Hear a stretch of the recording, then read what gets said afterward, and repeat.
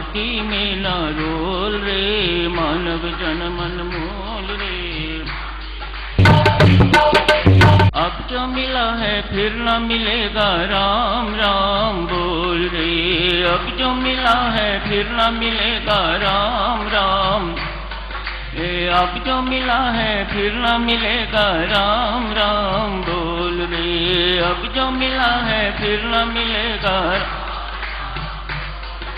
मानव जन्म अनमोल रे, माटी में न रोल रे। मानव जन्म अनमोल रे, माटी में न रोल रे।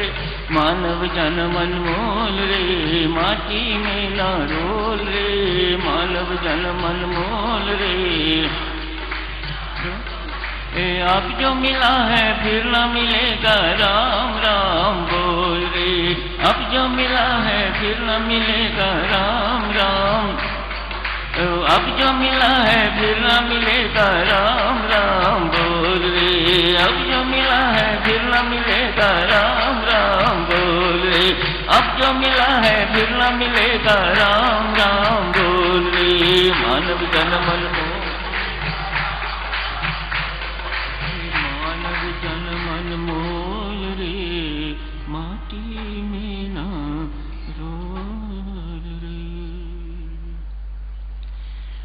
पूज्यपाद स्वामी जी महाराज ने एक और दो मानव जन्म की महत्ता के दो दृष्टांत लिए हैं।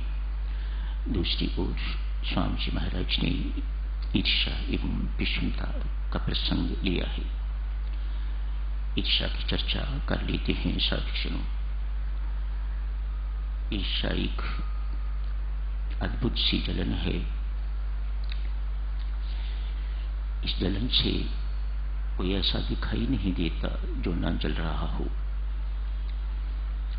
संसार की एकमात्र समस्या जिसके कारण इतना कुछ हो रहा है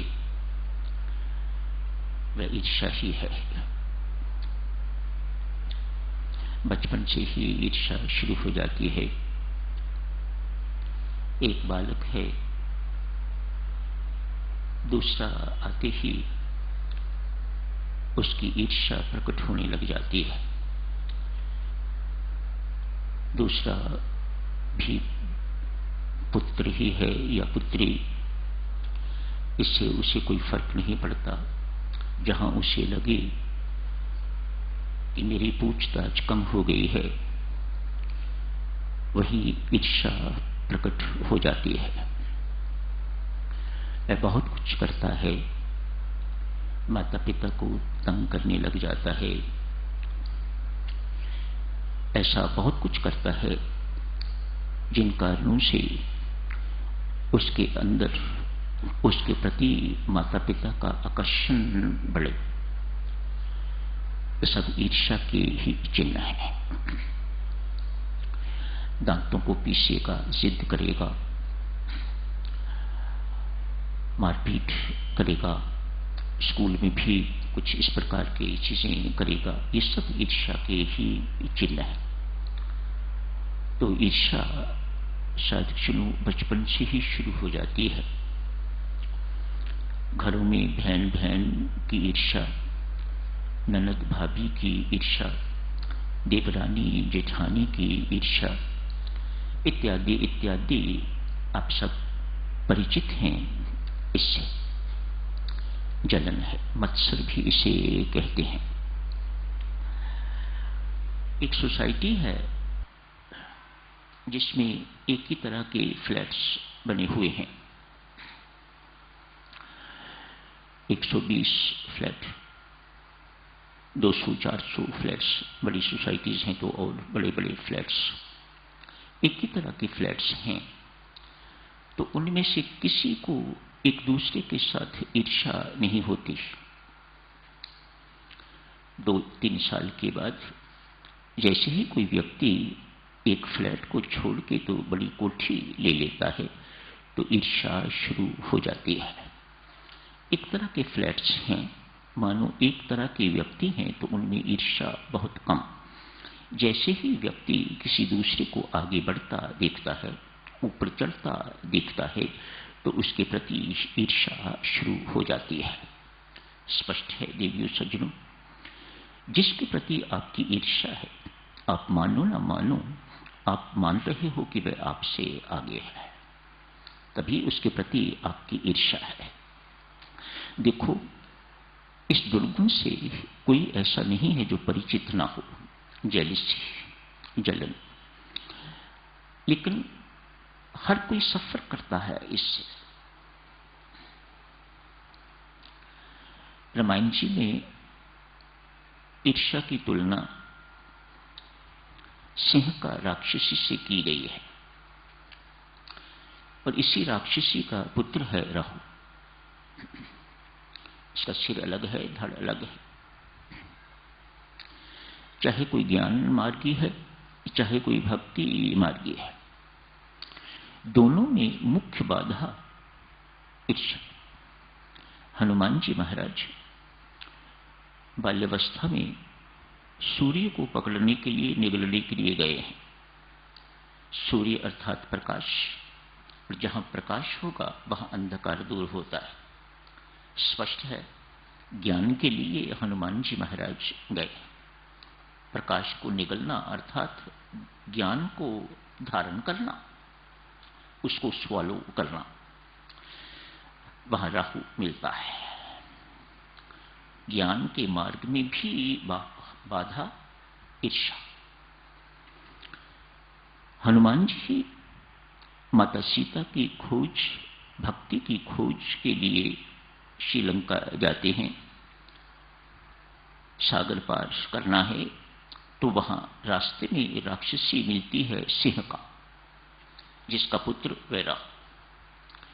संत महात्मा इसकी तुलना भी ईर्ष्या से ही करते हैं। क्या करती है ये? जितने जलचर हैं उनको कुछ नहीं कहती है, ये राक्षसी सागर में रहती है। नवचर में जितने, आकाश में जितने उड़ने वाले पंछी हैं, बड़े छोटे इत्यादि, जो भी कोई उड़ता है, उनकी छवि, उनकी छाया जल में देख के तो उनको खींचती है। कैसी ताकत है ईर्ष्या के अंदर। जल में भी बहुत जीव जंतु हैं, लेकिन उन्हें कुछ नहीं कहती, छेड़ती तक नहीं। लेकिन जो नभ में उड़ते हैं, मानो जो ऊपर हैं, जो आगे हैं, उनको खींच के अपनी ओर बेटा खाती है। हनुमान जी के साथ भी जब वो आकाश मार्ग से जा रहे थे श्रीलंका में, तो उनकी छाया जल में देखी तो उन्हें खींचने की कोशिश की।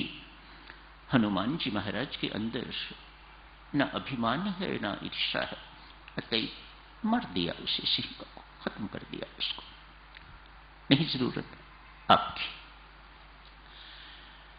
कुछ एक दृष्टांतों के माध्यम से शायद सुनो, इस रोग को समझने की कोशिश करते हैं। ये रोग जिसके कारण अनेक शारीरिक रोगों से हम सफर कर रहे हैं, हम जानते नहीं हैं। इलाज तो हम डॉक्टरों के पास जाते हैं करवाने के लिए, क्योंकि ये ईर्ष्या अपने आप को मैनिफेस्ट कर रही है शारीरिक रोगों के माध्यम से। हम जानते नहीं हैं, जाते हैं डॉक्टरों के पास, वो क्या इलाज करेंगे ईर्ष्या का? वह स्वयं ही बहुत बड़े सफरर हैं, तो वह दूसरों का इलाज क्या कर सकेंगे? ये कोई मलेरिया नहीं है जिसके लिए वह कुनीन की डोज देंगे या इत्यादि इत्यादि। ईर्ष्या है जिसके कारण इस शरीर में रोग उपजे हैं, मैनिफेस्टेशंस हुई हैं, तरह तरह की मैनिफेस्टेशंस हैं। देवियों सज्जनों, आओ थोड़ा थोड़ा करके से देखने की कोशिश करते हैं। चाइना की बात है, दो बहुत बड़े व्यापारी एक ही मार्केट में, एक ही बाजार में, आमने सामने उनकी दो बहुत बड़ी बड़ी दुकानें हैं। पैसे की कोई कमी नहीं, किसी प्रकार की भी कोई कमी नहीं। इसकी कोठी अगर इतनी बड़ी है तो उसकी कोठी भी इससे कम नहीं है। दोनों का आपस में बहुत जोर शोर का मुकाबला है। कोठी भी एक जैसी है, पता लगता है कि इसने नई कार, बड़ी कार खरीद ली है तो ये भी खरीद लेता है, अफोर्ड कर सकता है। दोनों के दोनों व्यापारी आमने सामने हैं, रोगी हैं, अस्वस्थ रहते हैं, अनहैप्पी हैं, सब कुछ होते हुए भी खुश नहीं दिखाई देते,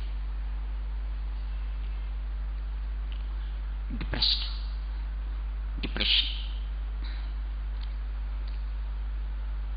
डॉक्टरों के पास जाते हैं, वैसे तो कोई रोग दिखाई नहीं देता, लेकिन फिर भी डॉक्टरों के पास जो गया है वैद्य कुछ ना कुछ तो देते ही हैं। इलाज करा करा के थक गए हैं, रोग दोनों में से किसी का टस से मस नहीं हो रहा। बहुत वर्ष बीत गए, अनेक वर्ष बीत गए दुखी रहते हुए, अनेक वर्ष बीत गए रोगी रहते हुए। किसी ने सजेस्ट किया, अमुक स्थान पर संत कन्फ्यूशियस रहते हैं, चाइनीज संत हैं, बहुत मशहूर संत, उनके पास जाओ, उनके आशीर्वाद से आपको लाभ होगा। दोनों ही गए, जहां एक जाता है दूसरा पीछे पीछे जाता है। ये क्यों जा रहा है वहां पर?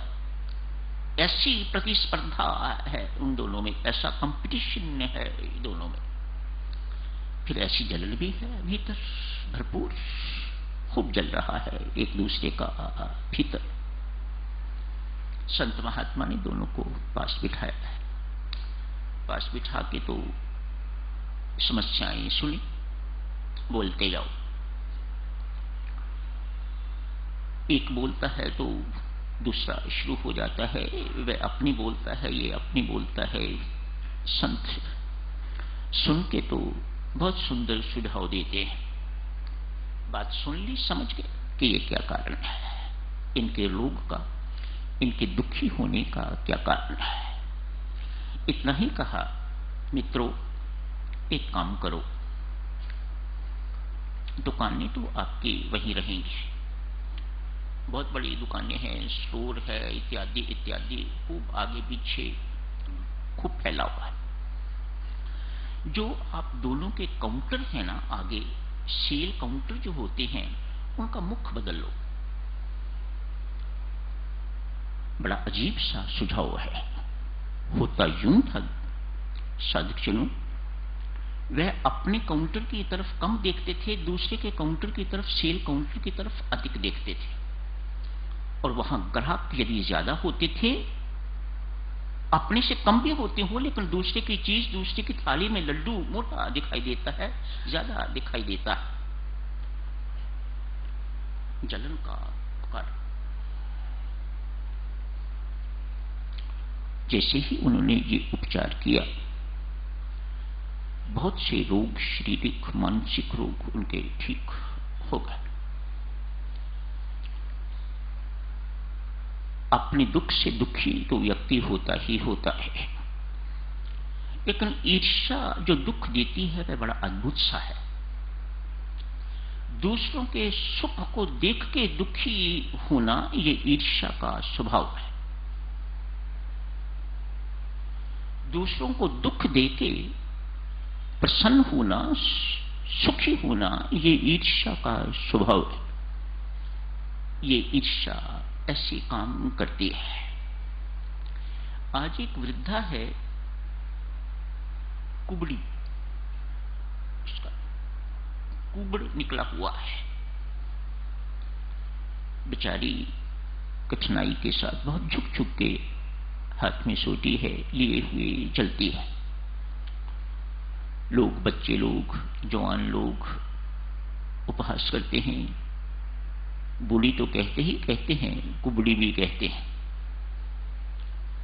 इस बात को सुन के तो उस वृद्धा को बहुत दुख होता है। समय हो गया है साधुजनों, कल जारी रखेंगे इस चर्चा को, आज यही समाप्त करने की इजाजत दें। धन्यवाद। जब कोई चीज सुनाई जाती है मेरे अपने समेत, मुझे ये अपेक्षा रहती है, जो कुछ सुनते हो यदि अपनाने योग्य है तो उसे अपनाओ, और यदि त्यागने योग्य है तो उसे त्यागने का भरसक प्रयत्न करो। ईर्ष्या ऐसा ही दोष है जो त्यागने योग्य है। हर एक के जीवन में से, हर एक साधक के जीवन में से जिस जिस मात्रा में है देवियों सज्जनों, इसे निकलना चाहिए। ये चैन नहीं लेने देगा।